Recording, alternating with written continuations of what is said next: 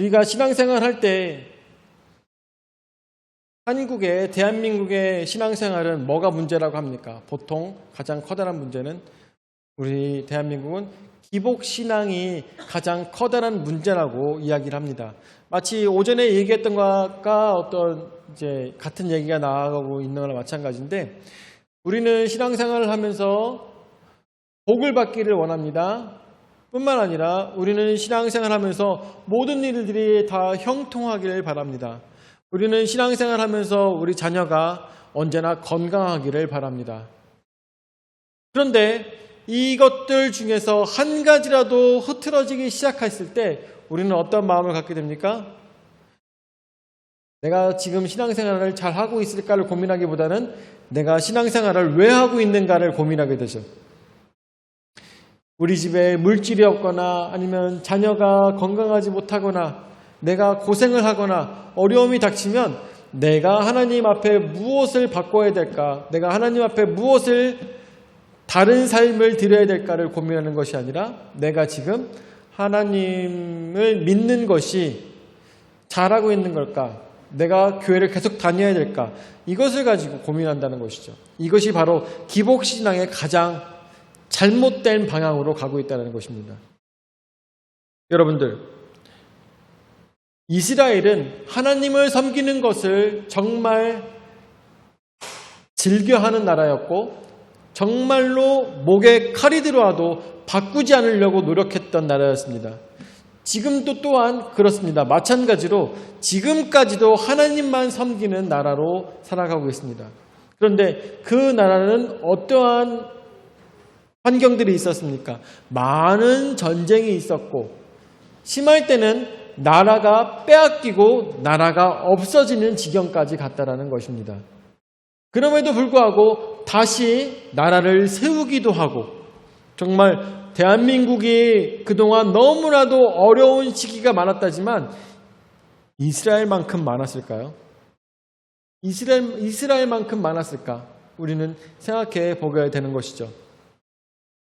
이 전 세계를 통틀었을 때 이스라엘만큼 정말 고비가 이 흥망성쇠가 굉장히 막 비탈치고 올라왔다 내렸다 했던 나라가 거의 없을 정도로 이스라엘은 정말로 너무나도 힘든 나라였어요. 그럴 수밖에 없는 것이 그 나라는 세 가지 대륙을 잇고 있는 중요한 나라였습니다. 우리 대한민국이 그동안 외세의 침략을 많이 받았는데 왜 많이 받았습니까? 대한민국이 그 가운데 있으면서 일본이 대륙으로 가기 위해서는 대한민국을 먼저 치고 올라가야 되는 거예요. 그렇죠? 뿐만 아니라 러시아나 중국이나 일본을 치려면 우리나라를 지나갈 수밖에 없는 것이죠. 그리고 뿐만 아니라 저 태평양을 건너와서 미국에 있는 사람들이 건너와가지고 아시아로 올라가면 대한민국을 지나가게 되는 것이죠. 그러다 보니까 이 대한민국도 바람 잘 날이 없었습니다. 그래서 우리가 초등학교 때나 중학교 때나 고등학교 때 배울 때 역사에 대해서 지리에 대해서 배울 때 대한민국은 그래서 굉장히 어려운 삶을 살았던 나라였다라고 가르치고 있습니다. 그러다 보니까 정말 우리나라 사람들은 굉장히 악착 같잖아요. 악착 같아. 나라가 막 전쟁이 나가지고 이 나라에 뭐 먹을 것이 아무것도 없어도 정말 땅을 다 파가지고 나무를 베껴서 어떻게든 먹을 걸 만들어가지고 그걸로 먹고 살았어요. 그러다 보니까 어떻게 해요? 우리나라 사람들은 러시아에다가 던져놔도 그곳에서 다 캐먹고 산단 말이죠. 그래서 지금은 여러분들 아시나요? 러시아에 가보면은 지금 김치가 있어요. 러시아에는 김치가 있어요. 왜 있는지 아십니까? 한국 사람들이 그쪽으로 어쩔 수 없이 러시아로 이주한 사람들이 그곳에서 먹고 살기 위해서 아무거나 가지고 와서 한국의 맛을 내기 위해서 김치를 다 만든 거예요. 김치를 만들어가지고 그게 그 나라 사람들은 배 고파가지고 굶고 막 그러는 와중에 한국 사람들은 뒤에 가고 뭐 먹고 있거든. 그래갖고 쫓아갖고 이거 어떻게 만드는 거냐 먹어보니까 또 먹을만 하고 하다 보니까 그 사람들도 러시아 사람들도 은근 이제 땅을 캐서 먹고 이런 것들에 적응을 했던 것이죠. 대한민국 사람들이 악착같이 살 수 있었던 이유는 외세 침략이 많았었기 때문이다. 그런데 그와 유사하게 이스라엘 사람들도 악착같이 살아갈 수밖에 없었어요. 왜냐하면 그 이스라엘이라는 나라는 어디를 연결하냐면 아프리카 대륙과 아시아와 유럽을 연결하는 게 이 이스라엘 땅이에요. 여러분들 감이 오시나요? 그렇기 때문에 유럽이 아프리카를 전쟁을 해갖고 들어가려고 하면은 당연히 이스라엘을 지날 수밖에 없어요. 그런데 어떤 식이냐면 이스라엘을 점령하기 위해서 공격하는 게 아니라 아프리카를 점령하기 위해서 그냥 밟고 지나가는 거예요. 이스라엘은 별로 관심이 없어. 그냥 밟고 지나가 버려. 근데 쑥대밭이 되는 거죠, 이스라엘은. 근데 그리고 뿐만 아니라 영국 쪽에서도 인도 쪽으로 내려오려면 이스라엘을 또 건들 수밖에 없고, 이쪽 모든 나라들이 다른 대륙으로 갈 때마다 이스라엘은 그 중간에 껴서 계속 고통을 당할 수밖에 없는 나라가 이스라엘이었던 것입니다. 그런데 여러분들, 아까도 처음에 말씀드렸다시피 이스라엘은 어떤 나라였다고요? 이 세상 어느 사람들보다 하나님을 열심히 믿는 민족입니다. 하나님을 열심히 믿는 민족이에요. 그런데도 이 세상에서 너무나도 힘들고 어렵고 정말 남들에게 밟히는 삶을 살아갈 수밖에 없던 나라가 바로 이스라엘이었다는 걸 생각했을 때 진짜 성경에서 나오고 있는 복이라는 것이 우리가 생각하는 그 복이 맞을까에 대해서 우리가 고민해 보게 되는 것입니다. 우리가 보통 생각하는 형통함과 우리가 보통 생각하는 복이라는 것은 보통 잘 먹고 잘 살고 재산이 많고 이런 것들에 대해서 우리는 고민합니다. 그렇지만 이스라엘의 모습을 봤을 때는, 하나님의 복을 받은 이스라엘 나라를 봤을 때는 그것이 아니라는 것을 깨달아 알 수가 있는데, 그렇다면 그 복이라는 것은 도대체 무엇일까? 그 복이라는 것은 도대체 무엇일까? 일단은 첫 번째로 우리 홍태환 목사님께서 얘기하시는 것처럼 하나님을 아는 것 자체만으로도 복입니다.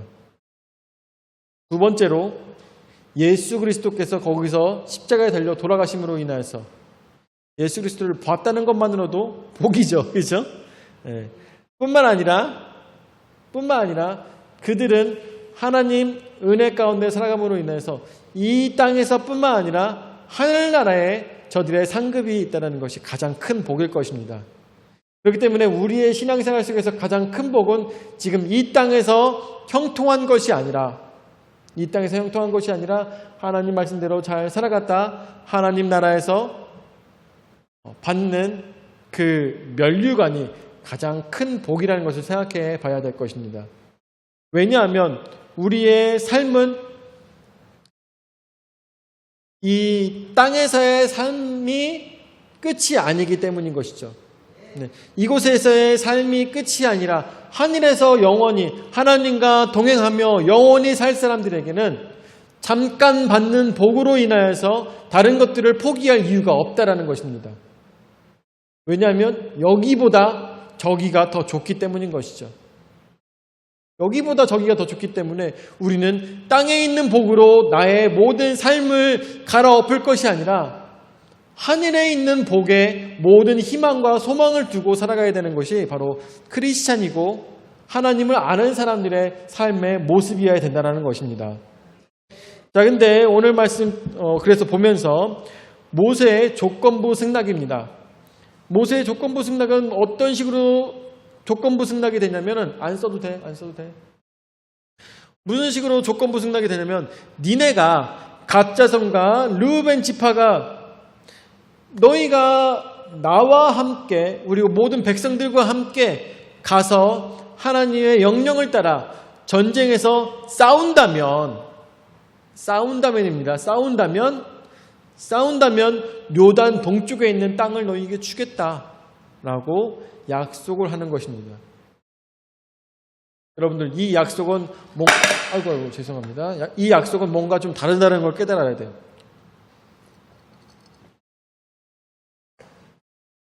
뭐가 다르냐? 싸워서 전쟁에서 승리하면 땅을 주겠다는 얘기가 아니라 같이 싸우기만 하면 니네가 앞에 나가서 전쟁에서 싸우기만 하면 땅을 주겠다는 것이에요. 이건 무슨 얘기냐? 전쟁은 당연히 승리할 거고 니네가 앞에 나가서 선두에 서기만 하면 땅을 주겠다는 것입니다.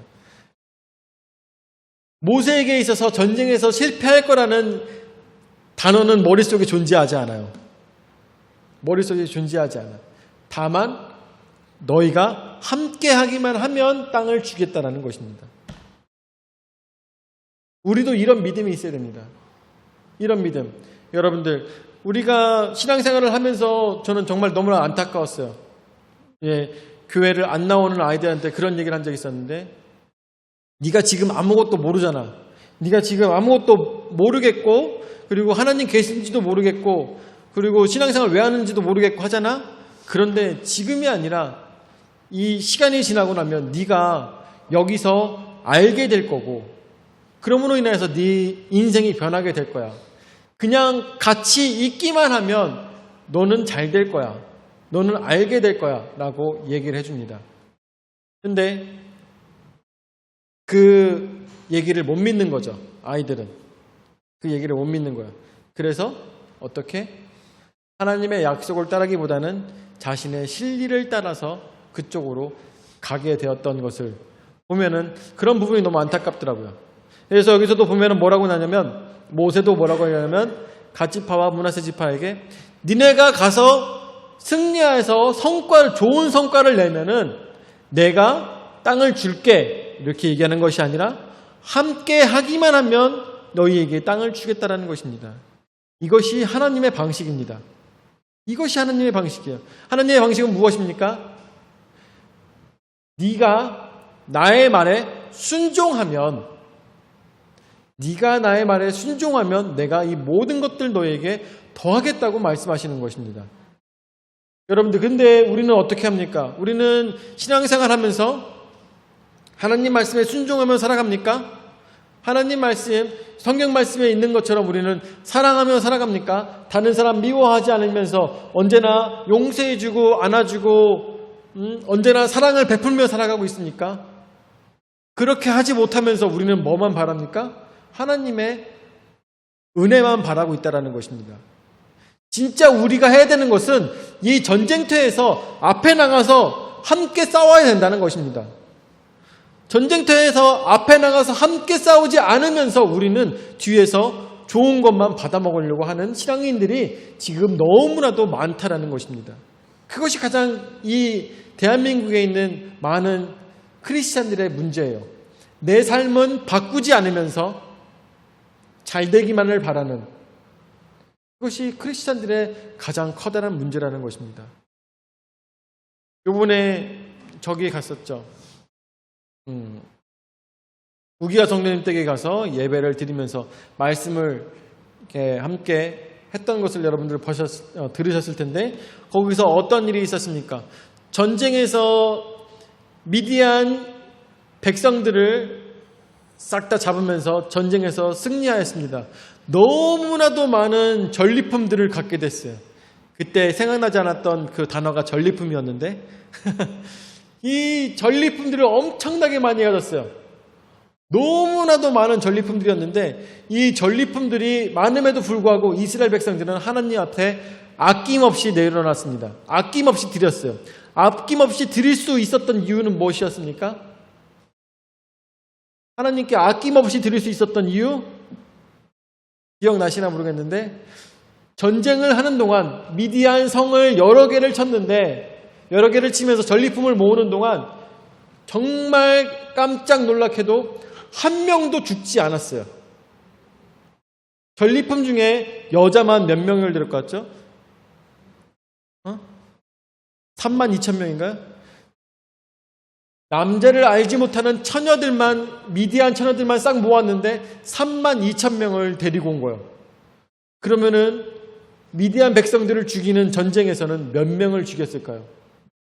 그런데 그러는 동안에, 미디안 백성들을 죽이는 동안에 너무나도 깜짝 놀라는 것은 이스라엘 백성들은 한 명도 죽지 않았다는 것입니다. 이스라엘 백성들은 인정할 수밖에 없었어요. 무엇을? 이거는 우리가 한 게 아니다라는 것을 인정할 수밖에 없었다는 것입니다. 내가 한 게 아니구나. 하나님께서 하시는 것이구나. 그러다 보니까 어떻게 해요? 이 전리품이 들어왔어도 이거는 내 게 아닌 걸 알고 있어. 이건 내 게 아니야. 이건 하나님 거야. 근데 하나님께서 여기서 50분의 1만 내래. 그럼 어떻게 해야 돼요? 50분의 1밖에 안 드려도 된다고요? 아니에요. 저는 3분의 1도, 3분의 2도 주님 앞에 드릴 수 있습니다. 왜냐? 이것은 다 제 게 아니에요. 내가 한 게 아니에요. 라면서 하나님 앞에 드릴 수가 있는 것입니다. 여러분들, 우리가 11조 생활을 한다거나 아니면 하나님 앞에 예물을 준비해서 드린다 할지라도 그것이 왜 드리는 것입니까? 이 모든 삶의 은혜가 내가 한 게 아닌 것을 하나님 앞에 인정하는 것입니다. 인정하는 것. 그렇기 때문에 오늘 성경 말씀에 나오는 것처럼 이스라엘 백성들 갓지파와 므낫세 지파가 앞에 나가서 전쟁에서 싸우기만 하면 하나님께서 명령하신 것에 순종만 하면 저들에게 모든 은혜를 베푸신다라는 말씀처럼 우리의 신앙생활 속에서도 내가 신앙생활을 그냥 졸래졸래 쫓아다니는 신앙생활이 아니라 내가 직접 앞에 나와서 싸우며 하나님의 말씀에 순종하여서 치열한 삶의 인생을 살아갔을 때, 믿음을 지키기 위한 치열한 인생을 살아갔을 때 하나님께서 모든 것들을 허락해 주신다는 약속의 말씀이 바로 오늘 성경 말씀에 나오고 있는 이야기인 것입니다. 그래서 두 번째로는 그 두 지파의 서약이 있습니다. 그래서 이 종들이 아니라 갓지파와 므낫세 지파가 이 저기와 함께 모세와 함께 언약을 나누고 세 번째로는 땅을 나누게 되는 것입니다. 그래서 이 땅을 배분합니다. 받은 땅, 받을 땅, 전쟁에서 승리한 땅들을 배분합니다. 그런데 여기서 정말 중요한 것은 무엇인지 아십니까?